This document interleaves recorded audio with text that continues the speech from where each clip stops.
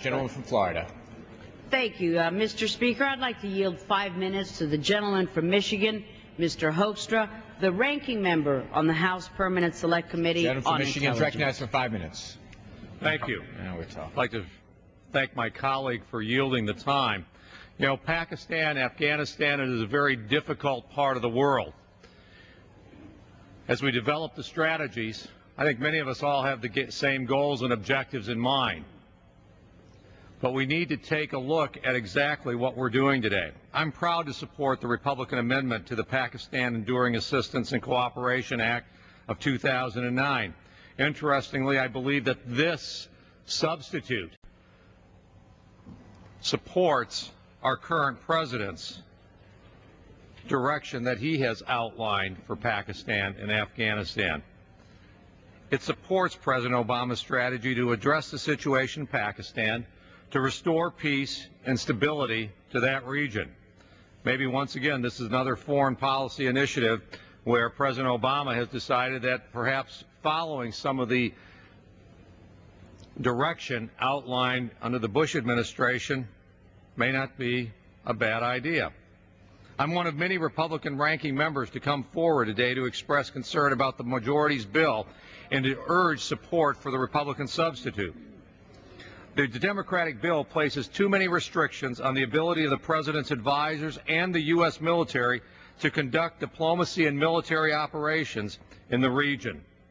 In a letter to the Armed Services Committee, Secretary of Defense Gates and Chairman of the Joint Chiefs of Staff Mullen raised their concern about the majority's bill, noting that, quote, the degree of conditionality and limitations on security assistance to Pakistan in H.R. 1886 severely constrains the flexibility necessary for the executive branch and the Department of Defense, given the fluid and dynamic environment that currently exists in Pakistan.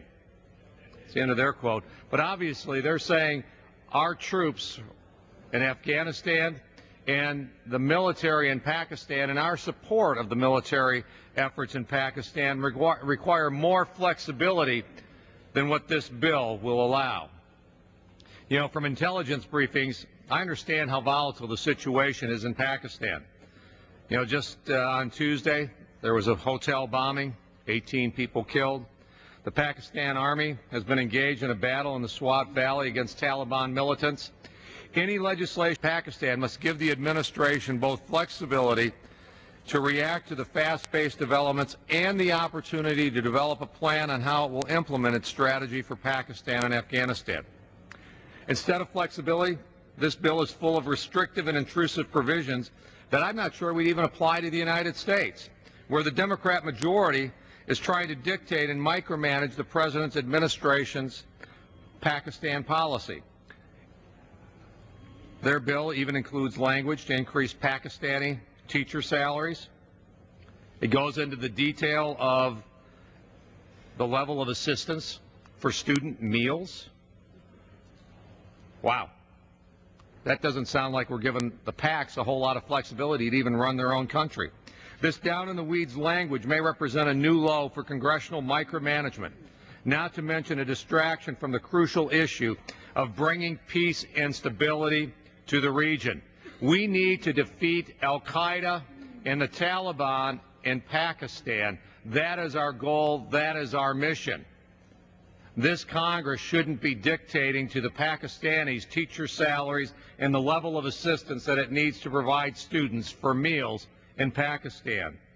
Republicans have been unfairly criticized in the press as being the party of no.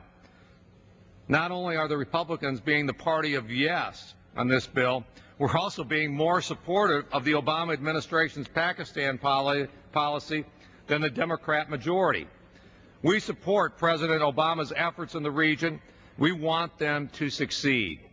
I believe the Republican amendment presents the best way Congress can ensure and move toward success in Pakistan, and at the same time make sure that we stay united on foreign policy, because this amendment, this substitute, supports the President's Pakistan strategy.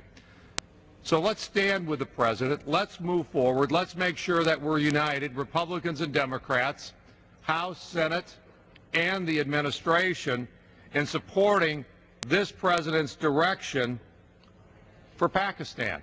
I ask my colleagues to support the Republican substitute. Thank you, and with that I yield back my time. Who seeks recognition?